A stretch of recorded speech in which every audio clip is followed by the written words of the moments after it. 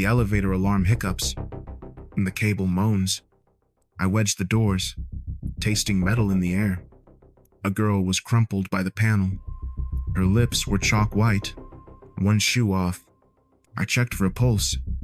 My glove snapped. 2 fingers. There. A weak flutter. I kept my voice low, where she could find it. Hold still, sweetheart. You're okay. I've got you. The hallway was mostly empty. A security camera blinked. The EXIT sign stuttered. I glanced at my watch. Bored. Vote in 47 minutes. The company's year turned on that clock. So did my mortgage. A guard arrived, telling me to step back. I didn't. I tilted the girl's head, swept her airway, felt the shallow breath, like moth wings. I told him to grab the red case from the wall mount. He hesitated, then jogged. The elevator's alarm fluttered again and died. I said a quiet prayer. The guard returned, red case clacking. I snapped saline, dabbed the cut on her eyebrow, and taped it. When she blinked, relief hit so hard I had to swallow twice. Footsteps, heels, a woman in a charcoal suit, Ms. Durant, arrived with 2 others. She asked the guard who I was. He replied, "Night facilities. First on scene." I added that he saved her. The girl's color was coming back. Credit wasn't the point, but sometimes truth buys permission. Durant's gaze was precise. She thanked me and said they would take it from here. I told her the airway was stable, but to keep the girl talking. The guard nodded. Durant tilted her head, listening to me, and something in her earpiece. She prompted for my name. "Miguel," I said. She produced a folder. She was counsel. She needed my signature for confidentiality. She gestured at the elevator. The alarm malfunction was under investigation. They didn't want speculation to harm operations. Calendar math clicked in my head. Sensitive period meant the vote. I was still kneeling. I asked if the girl was okay. The girl whispered that her head hurt. I told her she was okay. Just took a bump. Told her to breathe with me. "Miss..." Durant lowered the folder. She said the form was standard, that it protected everyone. I had to agree not to discuss specifics externally. I asked if there was supposed to be an alarm, soft enough not to be insubordinate, loud enough to be heard. The guard looked at the floor. "The alarm question is noted." Durant said, "Facilities and security will review logs. In the meantime," she tapped the page, "we need your cooperation." I stood up. I checked my badge. The timestamp wrote me into the moment. I took the pen. I asked, "Board meets in..." "What?" 47 minutes. Her eyes didn't flinch. 47. What happens if I refuse? She didn't threaten. She said they'd ask me to step away while they documented. HR would follow up. The girl's hand found my sleeve, whispered, "Don't go." A child's logic. I signed. Legal took a copy. 1 page remained. "Thank you," Durant said. "We'll be in touch. For now, please return to your route." Route meant mopping linoleum. I tucked my copy inside my jacket. I asked quietly if she knew why it didn't scream. "The report will answer that," she said. Soon. Soon was generous fiction. I started to ask about the girl's family. "We've called," the guard said. I collected the red case. The elevator doors were propped open. I pocketed my badge. Back in the service corridor, the hum of the HVAC was a long, indifferent ocean. I washed my hands, staring at the tremor in them. This shook differently. Paperweight heavy. 46 minutes now. My phone buzzed. A text from Anna. "You home soon? I need help with my essay." I typed, "Yes." After rounds, I almost added, Proud of you, but I didn't send it. It felt like a promise I still needed to earn. At the end of the hall, the security office door was ajar. One screen was gray. The elevator feed. Camera offline. Tech glitch? I asked the empty chair. It didn't answer. 45 minutes. I slid my copy of the NDA into a maintenance binder. I put my badge back on. The sound was small, but it held. The corridor returned to normal volume. I keyed into the server room. Cold air. The fans discussed forever. My phone vibrated. A news alert. The company's name and the word breach. I shouldn't tap. I tapped. 2 paragraphs of smoke. Unconfirmed reports. But the timing was a matchstick. The clock read 12:03 a.m. The legal hold was at 1 a.m. Files would freeze. Emails would get flags. I pocketed the phone and logged into the maintenance console. I'm not IT, but I knew their hallways. Access logs were corridors too. They just wore numbers. Because of the NDA, I talked to myself in safe verbs. Verify. Observe. Document. I pulled reader logs. My badge ID was there.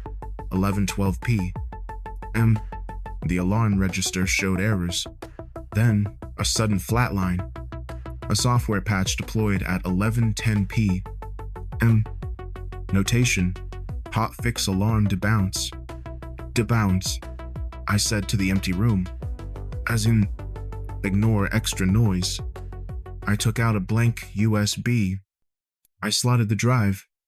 The system pinged. The elevator feed was still gray. The security office line was busy. Still busy. A hiss of static crept into the intercom. An email landed. The subject, legal hold notice. I read the first line. Do not delete, alter, or move files related to. The list included elevator alarms, patch deployment logs, camera footage. It included facilities contractor statements. That's me. My stomach measured the risk. If I sit on this until 1 a.m., everything went into a vault. If I move now, I could at least map where the truth was before the locks click. My radio crackled. Durant to facilities. Miguel, confirm you received the notice. I pressed transmit. Received! I'm verifying system health. Good, she replied. Please avoid duplicating files outside standard procedure. I looked at the blinking USB. Affirmative, I said. I pulled a subset of the logs. Timestamps. Hashes. The deploy note. Pushed per request. The requester field was just initials. VP. We had 3 VPs. I snapshotted a SOC 2 checklist for the patch. A box labeled QA quality assurance step was unchecked. Unchecked boxes make a new kind of noise. Footsteps stopped. Ms. Durant.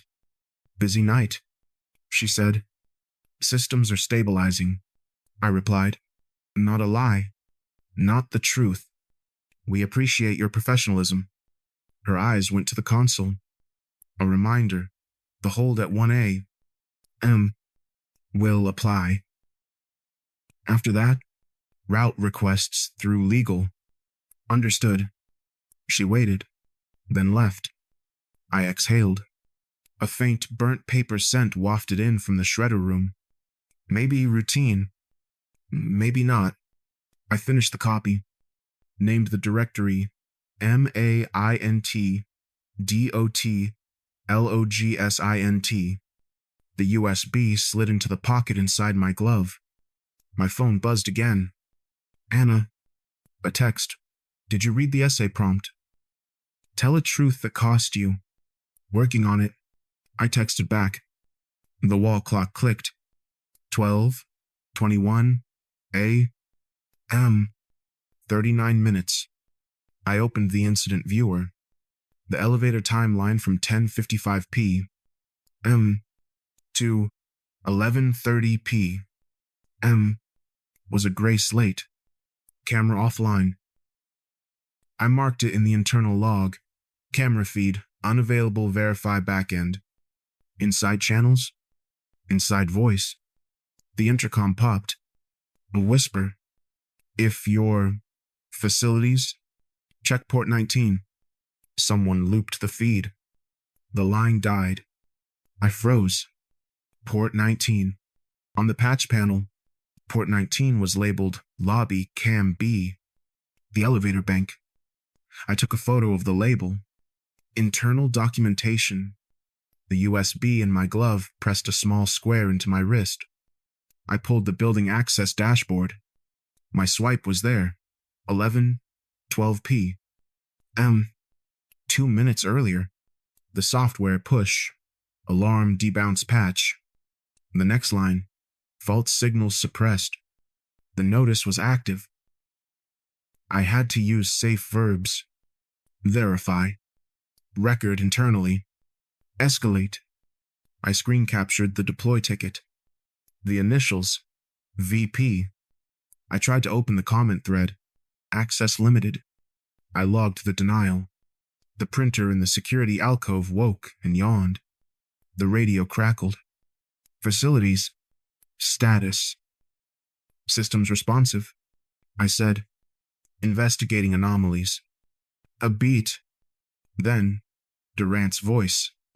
Remember, Miguel. The hold. Route requests through legal. Understood. May. I backed out to the patch calendar. Most pushes have sign-offs. QA. Security. Ops. Tonight. One box was unchecked. Quality step skipped. My jaw tightened. A door latch thudded. The security office light clicked on. Vance Porter. Evening, he said mildly. Rough one. Could be. He stepped inside. Watched the access screen. We'll get clarity by morning, he said. He gestured to the gray camera tile. That feed will come back. Soon would be useful, I said. He studied me. IT's looking. There's a lot of moving parts. Some of them used to make noise, I said. He rubbed his temple. We're under a spotlight. The market is jumpy. We need to be disciplined with comms. People still need alarms. This systems fail, he said, not unkindly. What matters is how we respond. He didn't ask me to hand over anything. The rules would collect it all soon enough. He nodded and left. When the door shut, I photographed the unchecked QA box. I attached it to an internal incident note. I wrote what I could see. Asked legal and IT to confirm scope. Inside channels. Inside voice. I checked the time. 12:27 a.m. 33 minutes left. The building exhaled through the vents. I made a decision. The ticket chain was constrained. I had to talk to someone outside it. Not the press. Not yet. Someone who could tell me how to move without stepping on the breach of contract mine. I pulled a folded card from my wallet. Legal aid clinic. Night hotline. A pencil note. Privacy and employment consult. The printer in security coughed. I switched to the elevator alarm diagnostics. A comment in the code. Debounce to reduce false positives during maintenance. Maintenance no one told me about. I added a line to my note. Confirm whether work order existed for 11 p.m. to 11:30 p.m. I packaged my screenshots and hashes into a zip. Scheduled it to send to myself and IT incident at 12:55 a.m. A timestamp on my caution. Before I left, I looked at the initials again. VP. Sometimes letters were names. Sometimes they were weather. The question didn't change. Who asked the system to stop shouting? When Porter left, the smell of his coffee and his calm remained. It felt contaminated. I didn't go home. Not right away. I felt marked. My badge felt heavier on my hip, like a weight pulling me down. Porter's face flashed in my mind. Calm, not unkindly. That was the most terrifying part. He wasn't a bully. He was a manager. He wasn't a wolf. He was a trapper. He just lays the trap, smiles, and waits for you to step in it. He was managing a problem, and I was the problem. I remembered what Old Man Harrison, the guy I replaced, told me before he retired. Had been sweeping these same halls for 30 years. Harrison was a small, wiry man who always smelled of menthol cough drops and floor wax. His knuckles were swollen, his face a map of wrinkles from squinting at dust. I found him one night in this exact corridor, just leaning on his mop, staring at a water stain on the ceiling. "Don't get noticed," Miguel had said, his voice raspy, not even looking at me. "What do you mean? Noticed?" Had finally turned his head, his eyes pale and tired. "This place is a machine. Son, the good ones get bonuses. The bad ones get fired. But the noticed ones, the ones who make the machine hiss, they just disappear." Ed tapped his temple. "They don't fire you. They just stop seeing you. Your badge stops working. Your emails bounce. You're just gone. You become a ghost before you've even left the building." I was noticed. I walked to the far end of the B-Wing service corridor, to a vending machine that hummed in a pool of flat, yellow light. The floor here was still damp from my own mop, hours ago. The smell of ammonia was sharp, biting the back of my throat. I leaned my forehead against the cool metal of the machine. It felt good. Solid. It didn't lie. My hand was shaking, not from fatigue, or the chill of the server room. This was different. This was the tremor of a man standing on a third rail.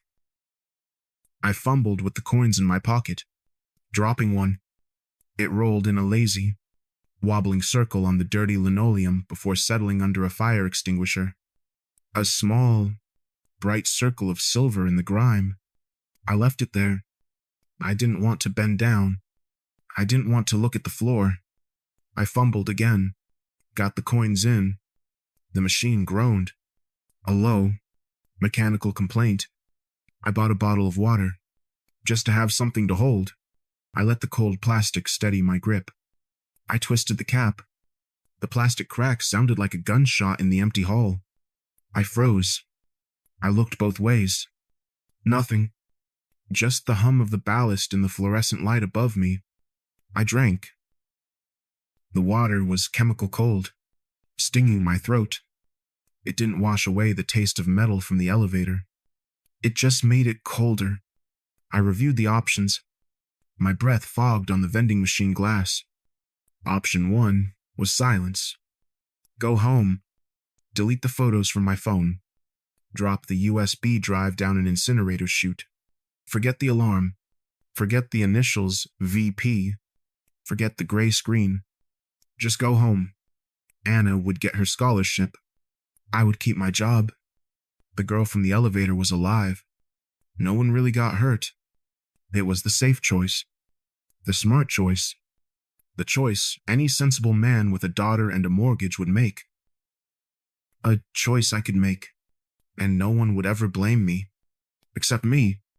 It felt like swallowing glass. It meant looking Anna in the eye for the rest of my life, knowing that every textbook, every class, was paid for by my silence. It'd be teaching her that Clause 4B was just life. That you bow, that you stay quiet, that fences are just walls you haven't hit yet. Option 2 was following Porter's advice. Bring anything sensitive straight to legal. But Porter was the one who stopped the shredder. Porter's initials were on the audio file's meeting invite. Porter's badge was in the log near the wiring closet. Giving the data to legal. At this hour, felt like giving it directly to him. It was the same as throwing it in the fire, but asking for a receipt. It was the choice of a fool, a choice that guaranteed I would disappear just like Harrison said. They would thank me for my honesty, and it'd be gone by morning. That left path number 3, the legal aid clinic card in my wallet. The high-risk path, the one that led, I didn't know where, into a fight I couldn't afford, a fight I knew I couldn't win. They had lawyers. They had clauses. They had HR. They had men like Porter who could stop shredders with a key, and men like Girardi who handled the noticed ones. What did I have? A USB drive in my glove, and a job I needed. What if I did it, and they just crushed me, fired me for cause, unauthorized data handling? They'd revoke Anna's scholarship anyway, citing household misconduct. It'd lose my job and her future. It was the stupidest option.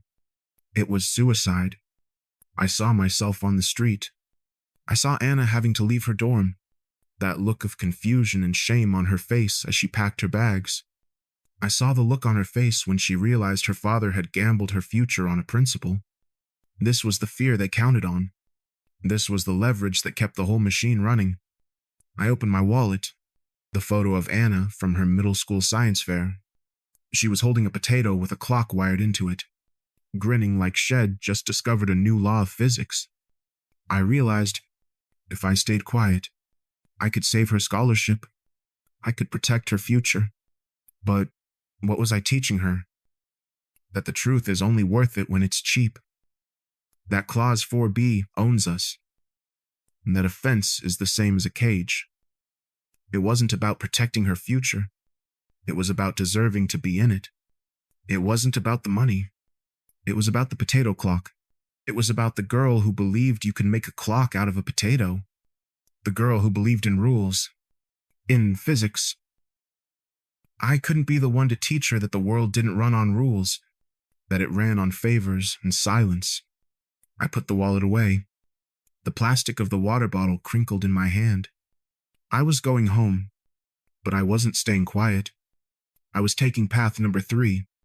Home smelled like dish soap and cinnamon gum. Anna was at the table, laptop open. The scholarship envelope was propped against the salt shaker. She said I was late. Busy, I answered. How's the essay? She tilted the screen. The prompt still stared back. Tell a truth that cost you. She told me Shed written 3 sentences and deleted them. They sounded like pamphlets. You have some time, I said. She unfolded the letter. I need to ask you something, she said. She pointed to a section on conduct. It said household sponsors must not harm the reputation of the program. What does that even mean? The fridge hummed.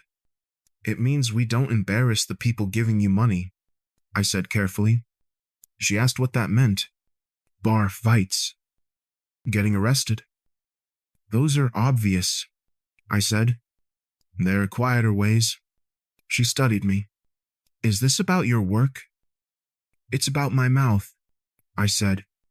And when I open it, she pulled her feet tighter. If something bad happened, and you could stop it from happening again, would that count? Depends who's keeping score, I said. She passed me the letter. Clause 4B. It mentioned partner institutions. She tapped the page. That's the company. I tasted copper. It's whoever writes the checks, I said. She covered the logo with her thumb. So if you said something, I could lose this. I chose my words carefully. If I shout on a corner, maybe. If I follow rules and talk to the right people, maybe not. Maybe not is doing a lot of work, she said. The wall clock ticked. Can we ask someone?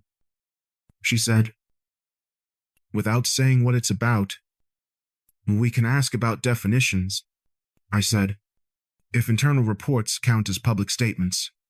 She exhaled and pulled up the program portal. A chat agent. I Hate this, she said. It feels sneaky. It feels careful, I replied. Careful is the shape of brave when you can't afford loud. This.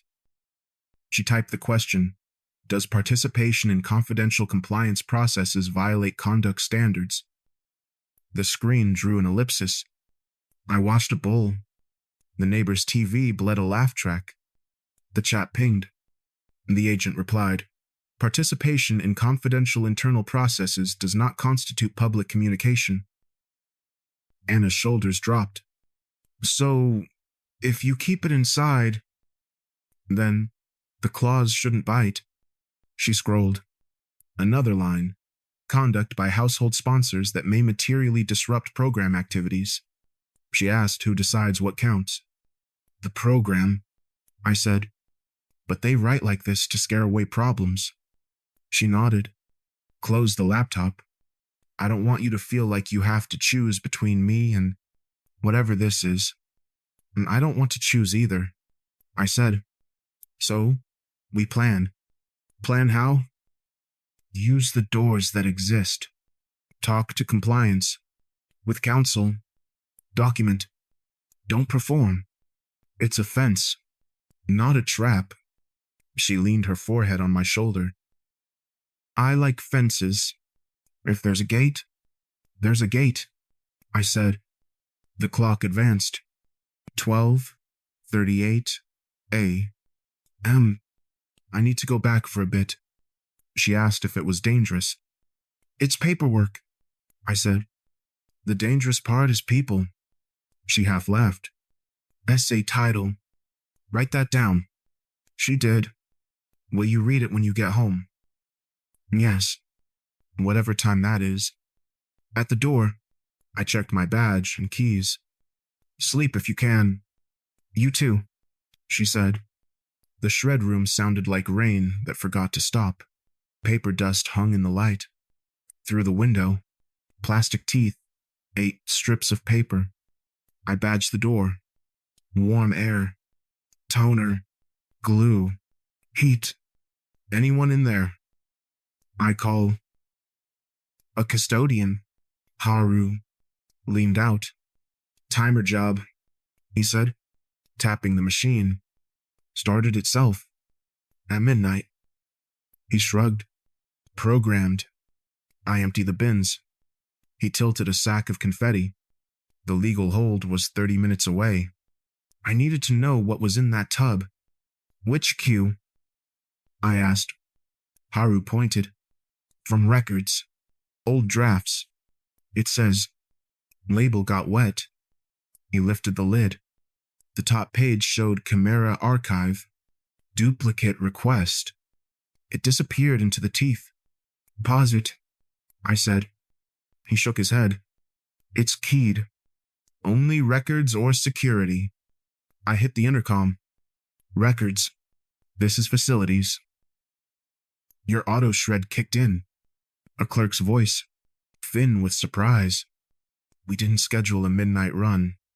Pull the bin. It's keyed, I said. Security has override. The clerk replied. I'll call. While we waited, Haru sifted the bag. A strip caught the grate. A staple. He handed it to me. I held it to the light. Lobby Cam B. Port 19. Port 19. The looped feed. A scanner chirped. Vance Porter stepped in. His face neutral. Auto shred flagged as maintenance, he said. We'll stop it. He keyed a code. The cutters whispered to a stop. He peered into the tub. Draft duplicates for archiving. Looks like timing is unlucky, I said. Or lucky, he countered. If there's a breach, internal processes accelerate. He glanced at the strip in my hand. Find something. A piece, I said. I put it on the cart. He met my eyes.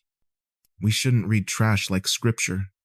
Then, softer, bring anything sensitive straight to legal. Less risk. Understood.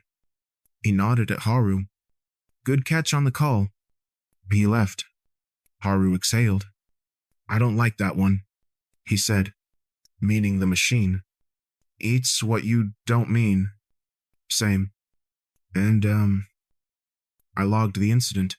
On sketch shred job triggered. I attached the strip photo and the port number. Inside channels. A copy went to my inbox. The shredder reminded me how fast paper dies. I headed to the records cages. I pulled the camera archive shelf. My access was read-only. Good. I inventoried the duplicate request forms for Lobby B. 3 pulls. 2 signed by security. 1 by legal. The newest was time-stamped 11:50 p.m. After the elevator went quiet, I scanned the index and sent it to IT Incident. I asked them to confirm if any duplicate jobs of Lobby B were completed between 11:30 p.m. and 12:15 a.m. Boring on purpose. My phone buzzed. Anna. A text. Chat transcript saved. If you need it. She forwarded the text. Internal processes not public. A talisman. I slid my USB into a console and copied the index in my log. Internal only. The clerk from records jogged up. We didn't start that run, she said, breathless. Our queue shows deferred. It ran anyway, I said. Mr. Porter stopped it. She frowned. We'll hold the bins here until legal blesses the list. She looked at the tub. You saw the label? I saw a piece, I said. Enough to spell Lobby B.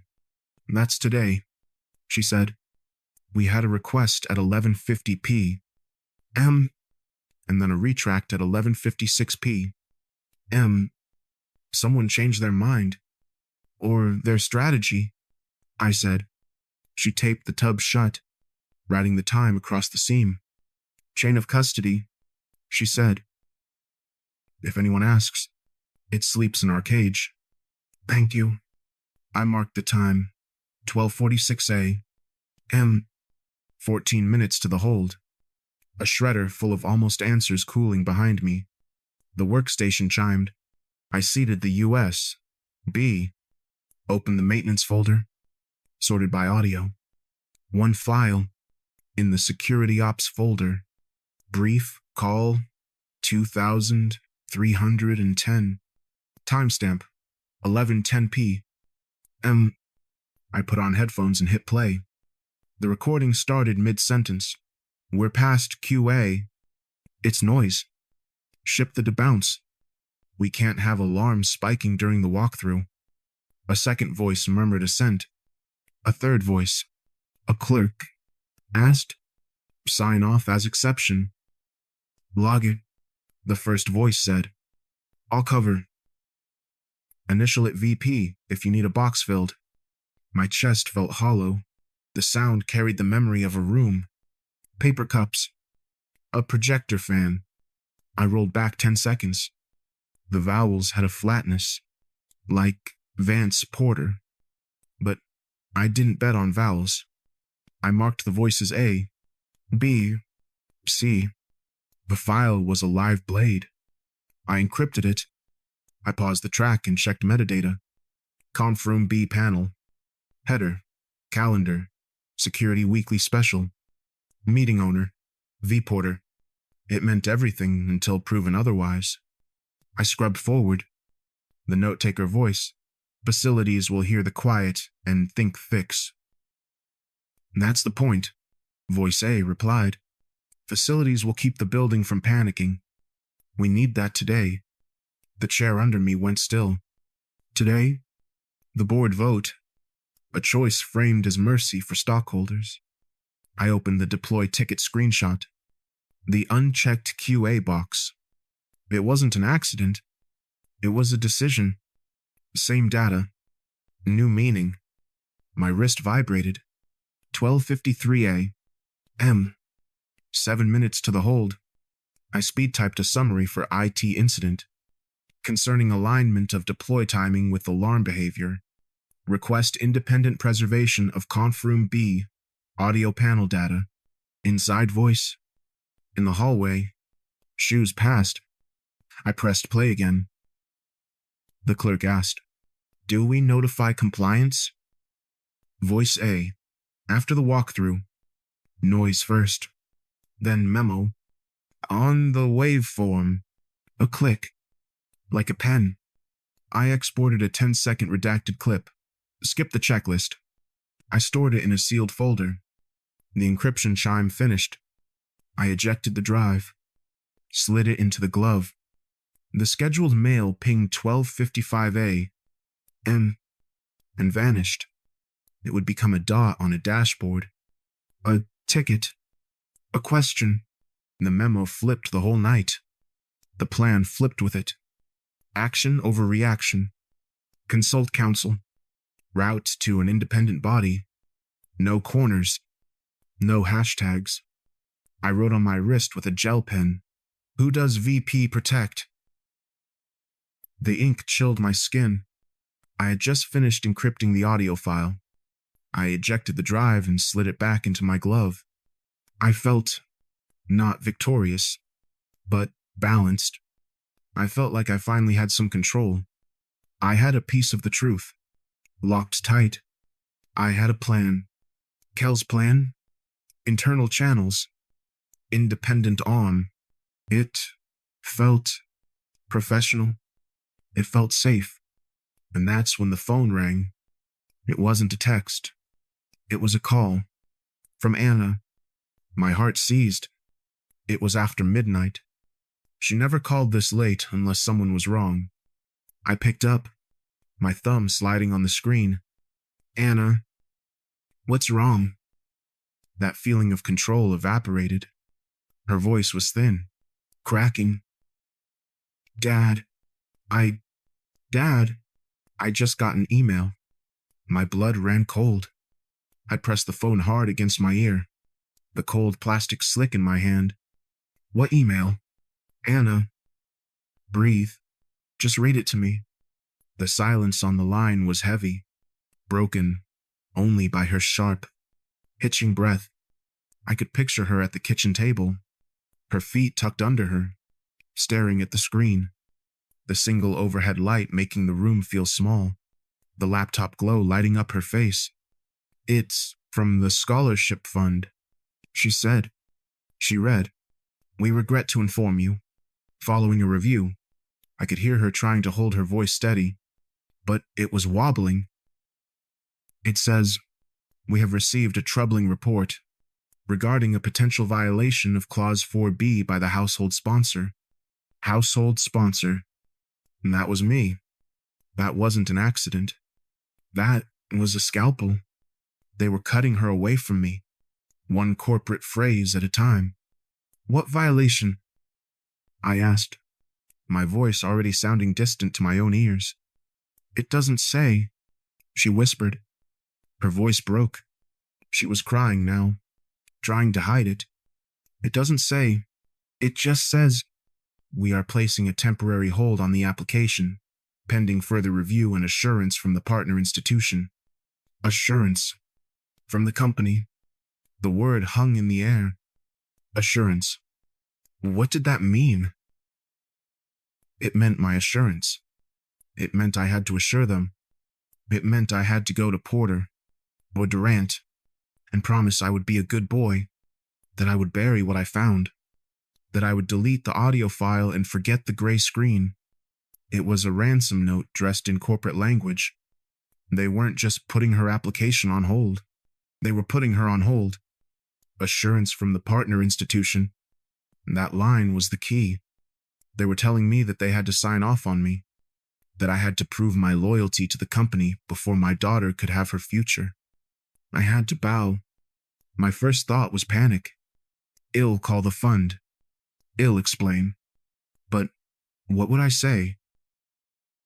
"Hello. Your corporate partner is silencing an internal investigation. Please ignore them." The fund wasn't my ally. They were a partner institution. They were part of the same machine. I felt a wave of cold, clean helplessness. There was no one to call, no one to appeal to, This was the move. This was the checkmate.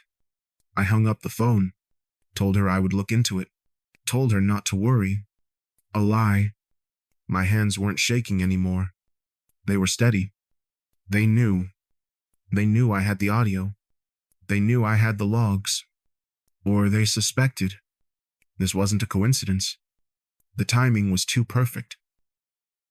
I encrypt the file, and within minutes, the email lands in her inbox. How? They were watching my network traffic. They had to be. They saw an encrypted packet leave my terminal, headed for my internal hold folder. They saw me access the conference room audio logs. They had a flag on my name, on my badge. The moment I crossed a line, the moment I armed myself, they triggered the countermove. That cold realization settled in. They hadn't just reacted to me. They had a plan. They had this email ready to go. The moment my badge activity crossed a certain line, some automated flag must have gone up, and someone in HR or legal just had to press send. I wasn't a man. I was a ticket in their system. Incident: Miguel Alvarez. Action: deploy leverage Anna. And they had just taken Anna hostage. They didn't threaten me. They didn't threaten my job. They went straight for the scholarship. They went straight for her. The warning shot. All my careful planning, the internal channels, the inside voice, scanning receipts. It was all a joke. I was playing chess, following internal rules, trying to tag the right departments. They just flipped the board over and took my queen. They weren't playing by those rules. They were playing to win, and they were reminding me what I had to lose. It wasn't my job. It was her future. I pulled the legal aid card from my wallet. The paper felt thin, useless. Kel's plan was good. Notify counsel, address the committee. But that was a plan for a civil fight. This wasn't civil.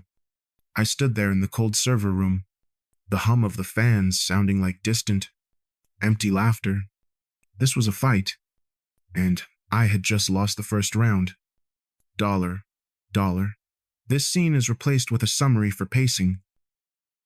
I called the pro bono clinic. The lawyer, Kel, confirmed my NDA had an exceptions clause, a bridge. He gave me the path, finish internal logs, notify legal of my intent, and then route my findings to the board's independent arm.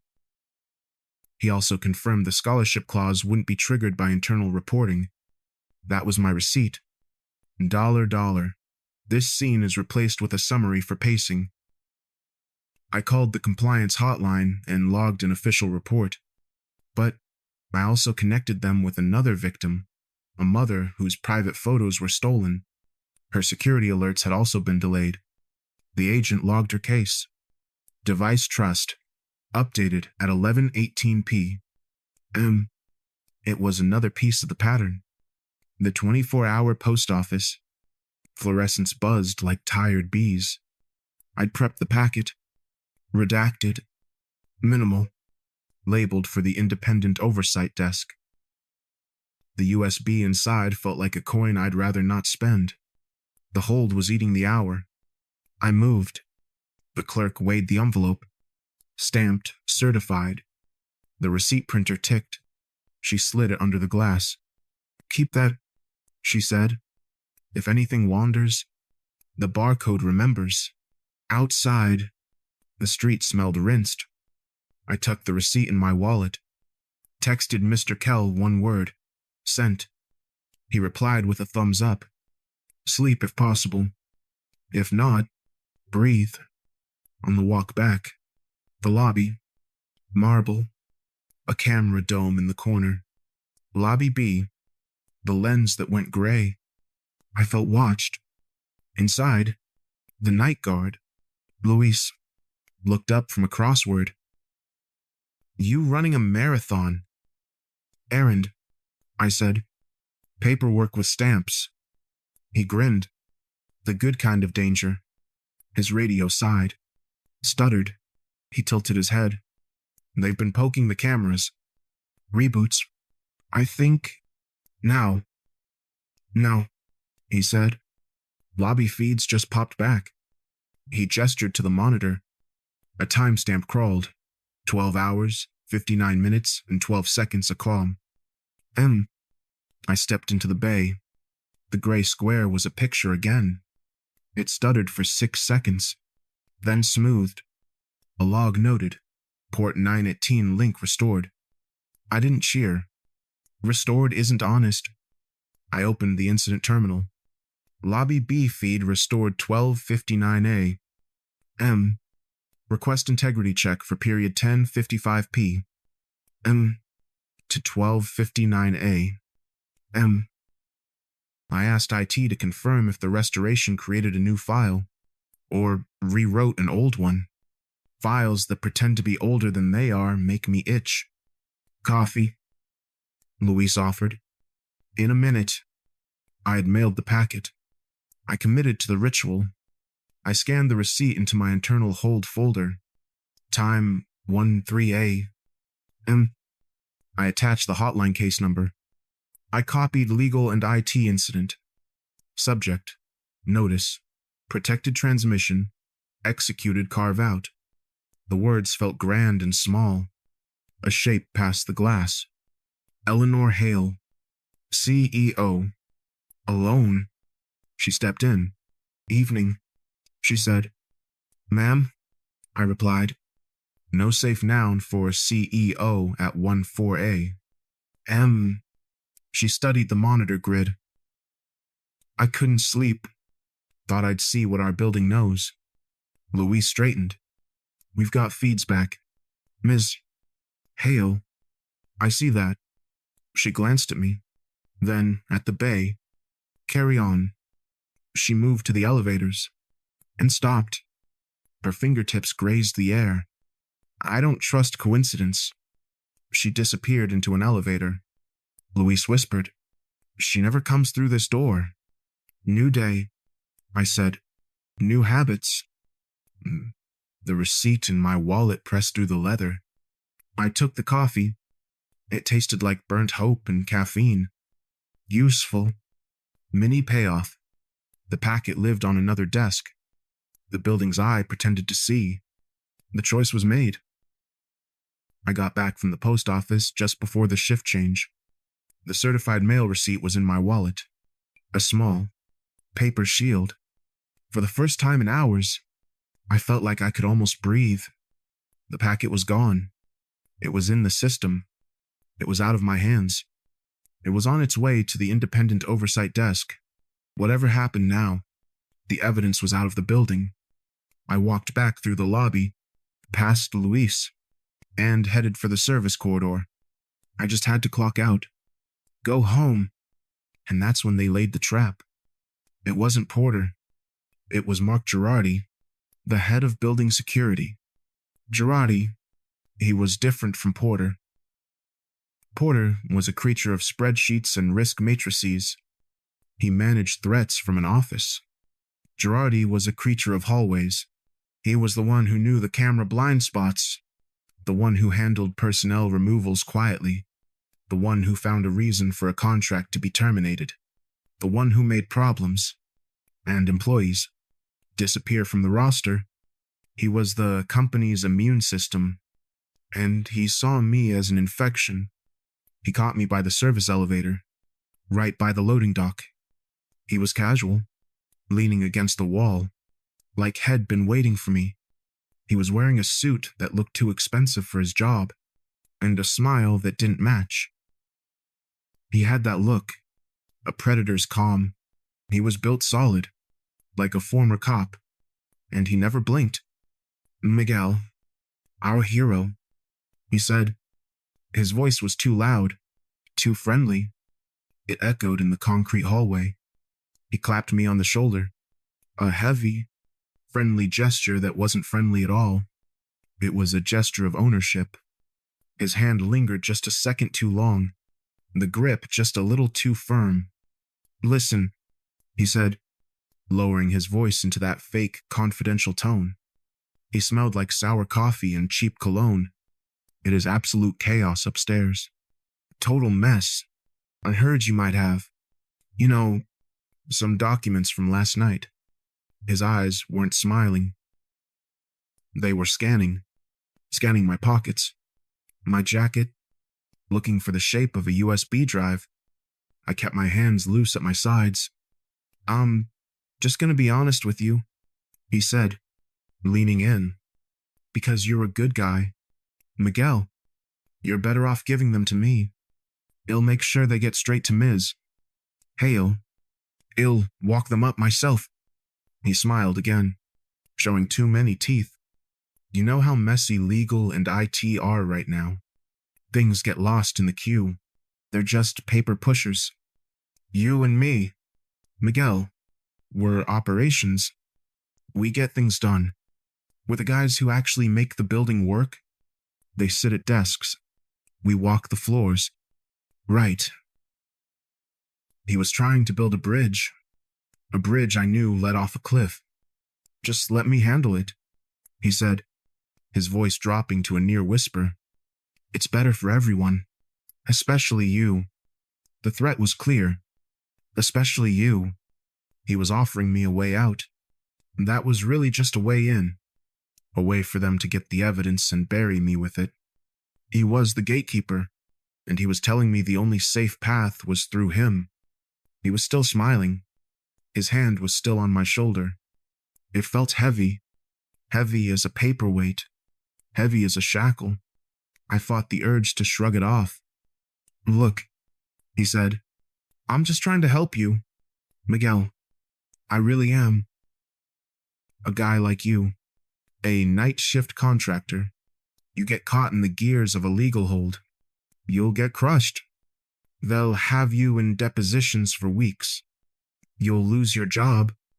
You'll lose that scholarship for your kid. I've seen it happen. He squeezed my shoulder, a gesture of false empathy. I'm offering you a life raft. Man, don't be stupid. Don't drown for a principle. Just give me the files. I'll make sure the right people see it. And I'll make sure your name stays clean. It's a win-win. The trap was set. It was elegant. If I gave him the USB, it would disappear. My one copy. If I refused, it would be insubordination. It would prove I was hiding something. They wanted the USB. They wanted to know what. Exactly.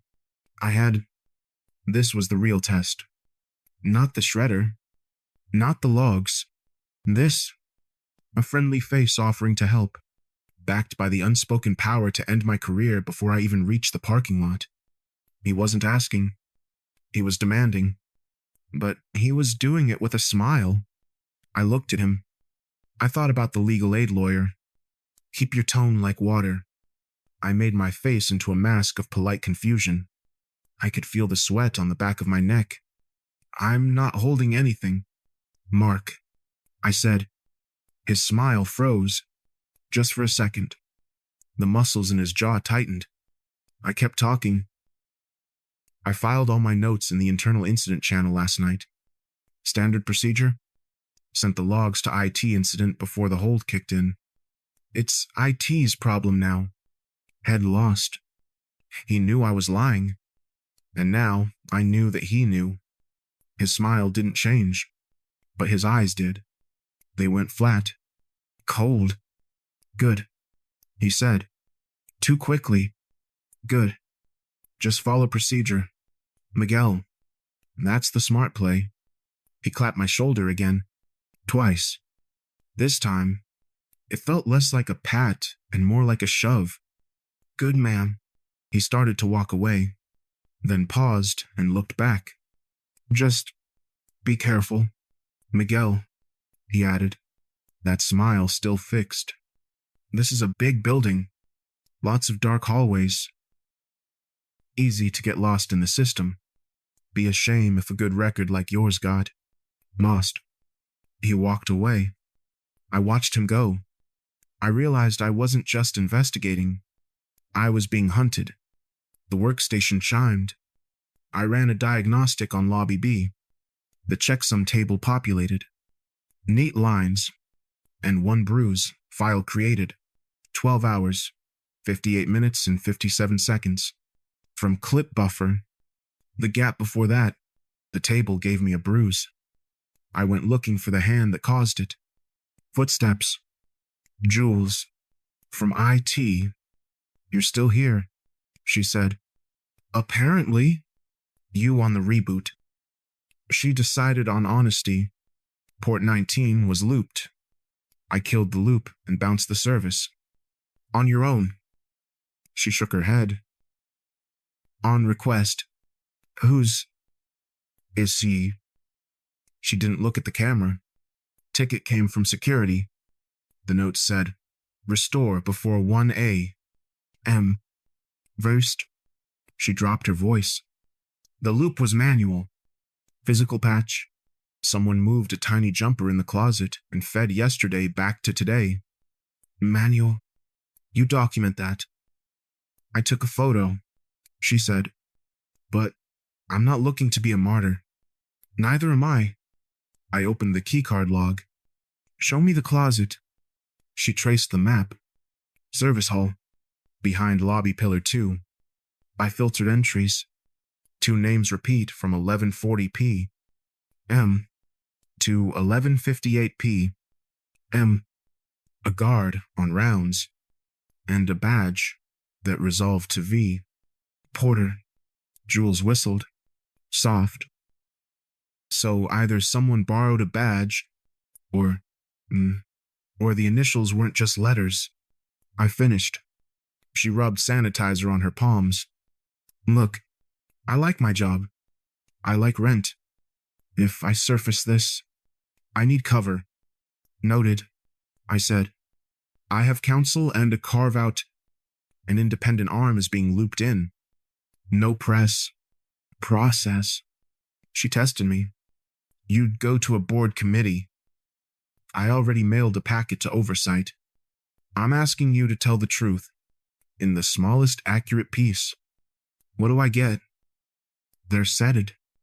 A record that you followed policy. Not a headline, I said. And me between you and any bus. She laughed. You're not that big. I told her I was loud when necessary. The diagnostic tone dinged. I forwarded the checksum table to IT incident and legal. I tagged compliance for preservation of the wiring closet as a physical scene. I requested security produce a body cam snapshot for that time frame. Near pillar 2. Jules watched the CC line expand. You're threading a needle. It was the only sewing I know. I said, will you testify to what you touched and saw? If it's in a room with chairs and policies, she said, and with your lawyer's name on a placard. Deal. I'll ask Mr. Kell to sit in the cheap seats. You. She grinned, then sobered. One more thing. The Comp Room B panel logs show an access at 11:08 p.m. Not a calendar entry, an admin login. Someone primed the recorder before the call. That retuned the day, so the recording wasn't an accident. I said, it was armed. She nodded. Armed and left, masked. Your pick. I filed a new note. Conf B panel admin at 11:08 p.m. Seek list of personnel with panel creds. Compare against VP. It's tame. Eleanor Hale stepped out of the elevator. She passed the bay and paused. Everything stable? She asked. Feeds are up, Jules said. The safest truth. Good, Hale said. Her gaze took in the checksum table. My badge. The open note. Make sure the morning brief is honest. The way she said honest made it sound like a color with many swatches. Yes. Ma'am? We said together. When she's gone. Jules exhaled. If I show up tomorrow, it's because you keep this boring. I'm a professional at boring. I said, see you in a room with chairs. This all. The auditorium smelled like new carpet and old money. A banner promised vision, integrity, growth. I took a seat in the side aisle. Jules sat 2 chairs down, notebook closed. A chime. The timer blinked 7 a.m. Eleanor Hale stepped up. Good morning. We've had a complex night. We'll brief you on operations and safeguards. Applause. Vance Porter stood on her left. He clicked the projector. Uptime graphs. Soothing weather. He spoke about resilience, failover, redundant systems. I felt Jules breathe next to me. Graphs don't answer ghosts. Hale invited legal to address the incident. Ms. Durant read the statement. Internal hold. Independent preservation in progress. It landed like truth wearing armor. Durant finished reading and sat down. The room was silent. The air was thick. I looked at Jules. She was staring at her notebook, her knuckles white. She was visibly trembling. She wasn't going to speak. I looked at Hale. She was waiting. Patient. Her face was impossible to read. I looked at Porter. He was checking his watch. Just checking his watch. As if this was just a procedural delay. As if he was bored. It was the arrogance. The assumption that no one in the side aisles, none of the people who kept the lights on, would dare to speak. The assumption that his power, his VP initial, made him invisible. He looked up and his eyes scanned the room, passing right over me as if I was just part of the drywall. I thought about Kel, prepare records that make meetings honest. I thought about Anna, choosing the smaller gate. I thought about the call I got last night, the temporary hold on her future. And I realized the records weren't going to speak for themselves. The truth doesn't just show up. Someone has to invite it. Someone has to stand up and hold the door open. My heart was a hammer against my ribs. My palms were wet. My legs felt weak.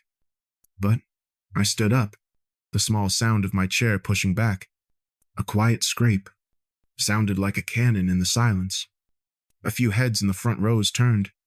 Shareholders. They looked at my blue work shirt, confused, annoyed, like a janitor had just walked into the board meeting. The mic runner, a young guy in an ill-fitting suit, hesitated. He looked at Hale. She gave a small, almost imperceptible nod. He started walking toward me. The walk from the back of the room felt like a mile. I could feel Porter's eyes on me now. Not bored anymore. I felt Gerardus' eyes, too, though I couldn't see him. The air felt thin. I took a breath. When she asked for business from the floor, I stood.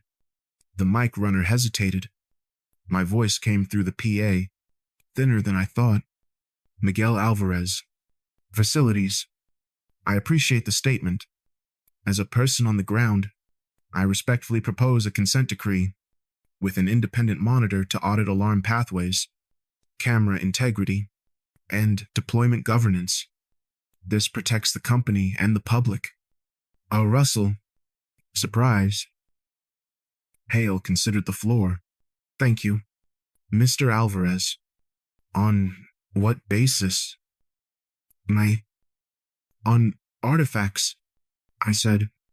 A checksum report shows file created 12 hours, 58 minutes, and 57 seconds from clip buffer for Lobby B. After a port 19 loop, keycard access at the wiring closet between 11:40 and 11:58 p. Includes an executive badge. An audio record captured prior QA bypass language. All of this is under hold. I am not naming individuals. The room tightened. Vance leaned to the mic. With respect, isolated lines don't equal causation. False correlations, therefore the monitor, I said, my tone like water, to distinguish correlation from causation. In daylight, a shareholder called out, "What's the cost?" "Less than reputational collapse." Someone answered from the back. Hale looked to Durant. "Counsel." Durant nodded. A monitored settlement is common where public trust and data integrity intersect. It can be fashioned to protect trade secrets while ensuring compliance. Vance's jaw moved. He clicked to a slide. Anomaly remediation. Loop detected. Cleared. Feed restored. QA step reinserted. A confession in passive voice. May I add? Jules said. Standing. Hale tilted the mic runner to her. IT documented a manual jumper in the closet. And a Confroom B panel admin login at 11:08 p.m. I'll testify in a committee with counsel present. The words cost her color. But they bought us something. Hale's eyes moved. Thank you. She tapped the gavel. A small thunder. I propose the board entertain a motion. Engage an independent monitor. Issue an immediate preservation order. And suspend any personnel whose badges intersect with the timeline pending review. Do I have a second? Second, said a woman with a laptop. Discussion, Hale asked. Vance reached for the mic. I request clarification. Suspension without findings. Pending review. Hale repeated. Not an adjudication. A boundary. A vote appeared. The timer. 2 minutes. The room murmured. The vote opened. Hands. Apps. Proxies. The bar filled. Motion carries. The air changed. A micro payoff. It was in the record. Hale turned back. We will also address personnel questions promptly and fairly. Transparency is not theater. It's maintenance. Her eyes landed on me, then on Jules. Thank you for speaking hard things carefully. Security moved discreetly toward Vance. He stiffened, nodded. He stepped back from the stage. No perp walk. Just process. I sat. My legs shook. Jules whispered, You threaded the needle. Don't tug. I whispered back. Morning righted the chairs and erased the stage lights. I walked the quiet corridor where last night tried to come apart. The lobby B dome watched with ordinary indifference. In the security bay, Luis poured coffee.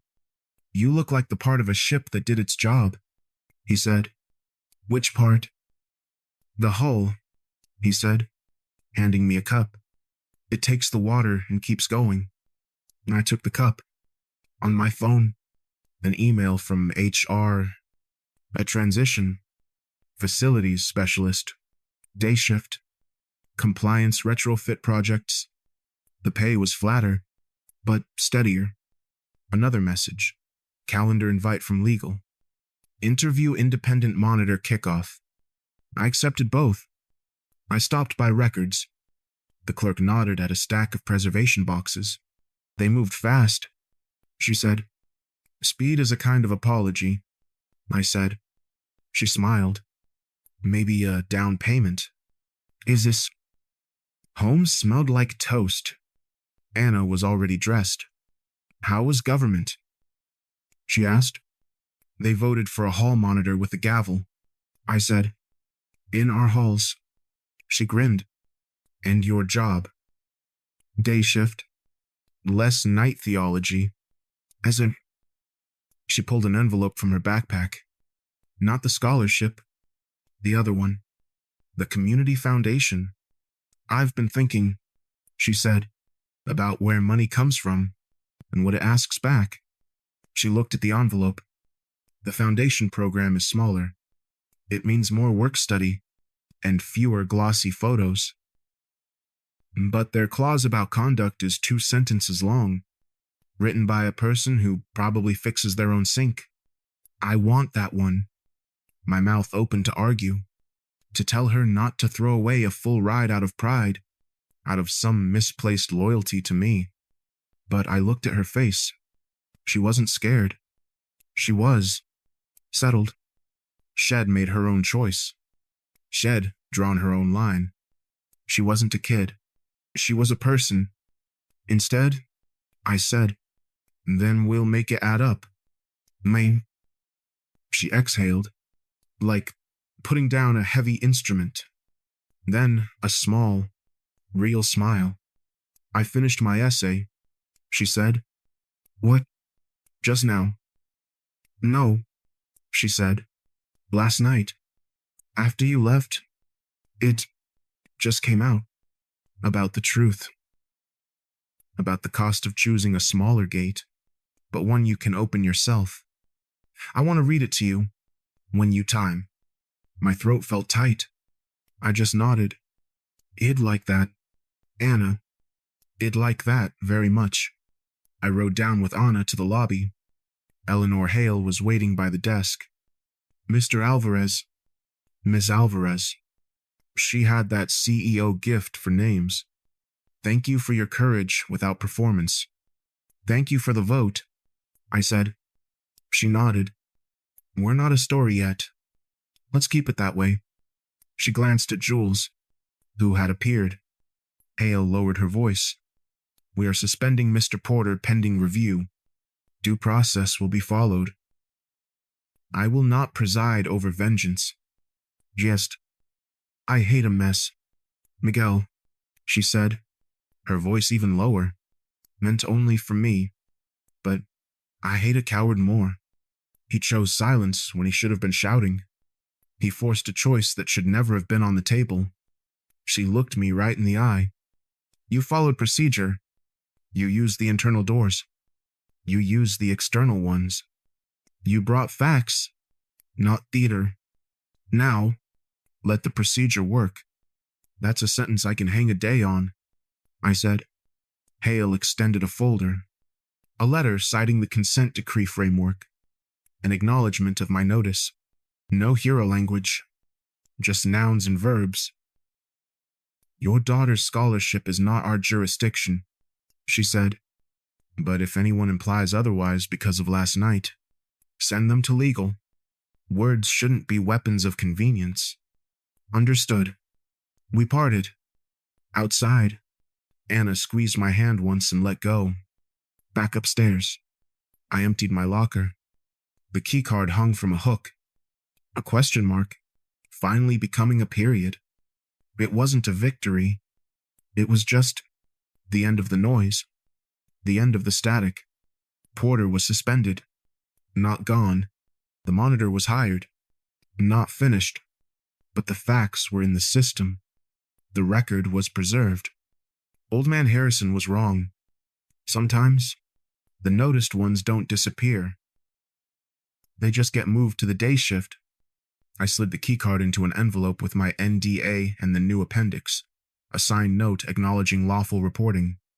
Paper that once felt like a lock, now read like a hinge. I left one thing on the shelf, the red case from Scene 1, stocked and ready. The next person who needs it wouldn't care about decrees or graphs. They'll need hands and breath. On the way out, the elevator doors sealed. The beep of my new day shift badge answered, like a metronome that finally found the song.